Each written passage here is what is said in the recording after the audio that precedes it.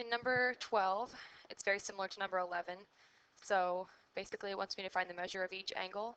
And in a lot of these problems, my first step is going to be to solve for x, and that's going to be my first step in this problem as well. So I'm going to basically see if I can set up an equation and solve for x. So that little box in the corner of that angle tells me that angle BAD is actually a right angle, which means it's 90 degrees. So I can set up an equation saying that angle BAC plus angle CAD is going to get me 90 degrees. So I can just set up an equation that looks like this. 15x minus 2 plus x, plus 7x plus 4 equals 90.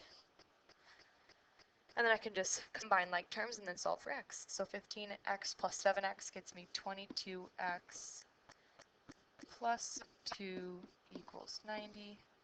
Subtract 2 from both sides, and I get 22x equals 88 dividing by 22. I get x equals 4.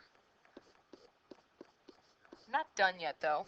I actually want to take this value and plug it in for this x right here. I'm going to start with the angle BAC. Alright, so doing that, I know that angle BAC is 15x minus 2. I know that x equals 4, so I'm just going to go ahead and plug that in. 15 times 4 minus 2. 15 times 4 gives me 60. 60 minus 2 is 58 degrees, and that's the angle BAC, the measure of angle BAC. Alright, so from here, instead of doing this all over again and plugging x equals 4 into that 7x plus 4 angle, I can actually just think about this logically. Well, if I know that those two angles are complementary, which means when added together they form 90 degrees, I can actually just say, well, 90 minus 58 is going to get me what? That's going to give me the other angle.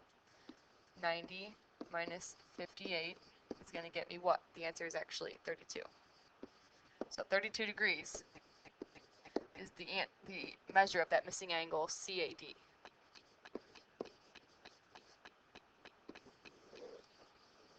Not too much math for that second part.